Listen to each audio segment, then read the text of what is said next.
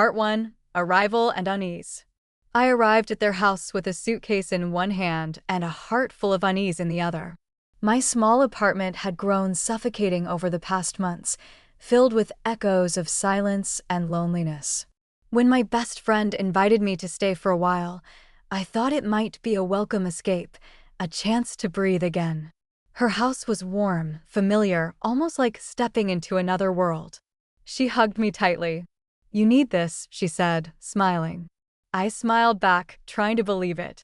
Then I saw him, her husband, standing behind her, polite, calm, his eyes lingering on me for a second that felt too long. Nothing inappropriate, nothing deliberate. But it stirred something I hadn't expected in me. Dinner was ordinary enough.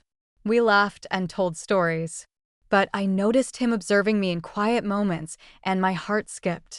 That night, lying in bed, I stared at the ceiling and whispered to myself, "You're imagining it. It's nothing. Stop." Part 2: Days of Tension.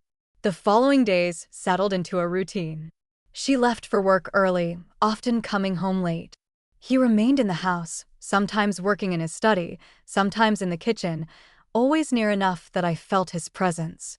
We cooked together, prepared coffee, moved around the house in silent understanding.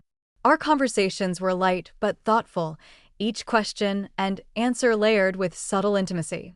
I found myself laughing more than I had in months, drawn to the quiet attention he gave.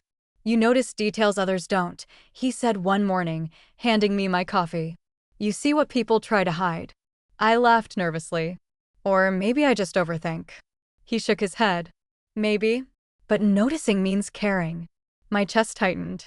Desire and guilt tangled in a way I hadn't anticipated. That night, I lay awake, replaying every glance, every word, every fleeting touch. "No, you don't feel this," I whispered into the dark. But my heart ignored me. Part 3: The First Touch. It happened by accident. We reached for the same bowl. Our fingers brushed. A brief touch, nothing more, but it sparked a reaction I couldn't control. I jerked my hand away, my heart hammering. "I'm sorry," I said, voice low. "So am I," he murmured. Later that night, guilt wrapped around me like a heavy cloak. I hadn't crossed any lines, hadn't betrayed her with actions. But desire, unbidden and undeniable, made me feel guilty enough to cry silently into my pillow. Part 4: Denial. I tried to distance myself. Short answers, leaving rooms when he entered, avoiding any private moments. But avoidance only sharpened the tension. One evening, she laughed. "You two get along so well." My stomach dropped. He looked away. I forced a smile, trembling inside. "No, don't notice. Please don't notice." That night, sleep eluded me. Desire and fear intertwined so tightly that I couldn't tell one from the other. I felt guilty, furious at myself for letting my emotions grow.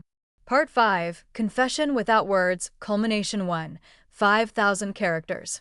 She had gone out for the afternoon, leaving the house quiet. "I think I shouldn't be here," I said suddenly, voice shaking. He turned slowly, eyes searching mine. "Because of this?" I swallowed hard. "This shouldn't exist. I'm her friend." "And I'm her husband," he said softly, tension thick between us. The silence pressed down like a storm, heavy and suffocating. "I feel it too," I admitted, voice trembling.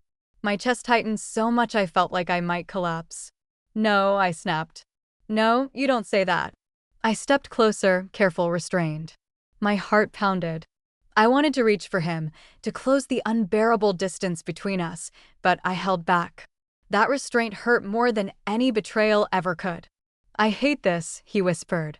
"So do I murmured, before running to my room, sobbing. Part 6: The Escape. I woke before dawn. The house was still and quiet, but inside me, a storm raged. I couldn't stay. Every glance, every word, every brush of hands had already changed me. I packed my things with trembling hands, trying to be silent, trying not to wake anyone. She appeared in the doorway. "Are you leaving already?" Her voice was soft, curious, unaware of the tension that had been building in the house for weeks. I forced a smile. "Yes. I need a change. Some air. Some distance." She hugged me, lingering. Did I do something wrong? I shook my head quickly. No, never. You haven't. He appeared at the door, his eyes dark, unreadable. We stood there, silent, the weight of all that was unsaid pressing down on us. Take care, he whispered, barely audible. I left before the words could break me further, carrying with me a mixture of relief and heartbreak. Part 7. Weeks of silence. The weeks stretched on endlessly. I tried to forget him. Tried to convince myself that the pull, the longing, the dangerous fascination had never existed.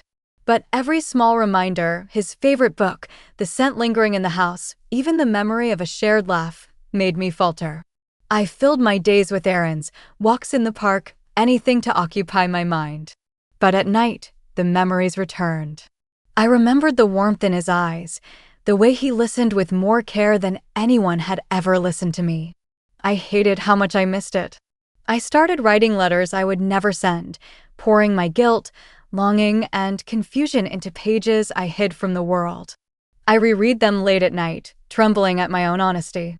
Part 8. The unexpected knock. One evening, there was a knock at my door. I froze, heart leaping. It was him. Alone. I needed to see you, he said immediately. I couldn't wait any longer. I told her. She deserved the truth. I stared at him, unsure whether to be angry or relieved, confused or terrified. What do you mean? This love, what exists between us? It's real. But I couldn't live without honesty. She knows now. I felt tears welling up. Anger, heartbreak, and relief collided inside me. I didn't speak. I couldn't. The months of longing, the suppressed desire, all of it rushed through me like a tidal wave. I didn't come to ruin things, he continued. I came to tell you the truth, because it's real, and it's ours now to face. I crumpled to the floor, exhausted from the intensity of everything we had been avoiding. Part 9. Reckoning. We spent hours talking that night, recounting every stolen glance, every moment of quiet tension. The conversation was raw, messy, filled with both shame and longing. We dissected our feelings, our fears, and the consequences of the choices we had made or avoided making. Do you think this was inevitable? I asked, voice barely audible. He looked at me, expression soft but grave. I don't know. But I do know that hiding it has cost us more than we realized. We talked about her, about guilt, about the world outside our small bubble. Every word, every confession brought us closer to understanding ourselves, even if it hurt. The tension from weeks of avoidance transformed into something tangible, something that had to be faced, together or apart. By the time the sun rose, we were exhausted, broken, and strangely relieved. We had crossed a threshold we could never return from. Part 10. Consequences and Acceptance, Culmination 2. We didn't act immediately after that night. We waited. We let the world settle. We let guilt and responsibility scar our hearts. Days turned into weeks. We spoke carefully, navigated our emotions, and measured each step we took. The reality of the situation, the impossibility, the wrongness, pressed down on us constantly. And yet, the truth we shared had a strange power, a clarity we hadn't known before. Sometimes I think of her. Her laughter, her trust, her life that was intertwined with ours. And I feel grief, yes, but also honesty. We hadn't destroyed a life. We had confronted our own hearts. Love didn't save us. But truth did. Some loves aren't gentle. They burn. They scar. They demand courage. They leave traces we carry for a lifetime. Even when they hurt, even when they are complicated, even when the world might never approve, they are real. And we were real, finally, in a way we hadn't been before.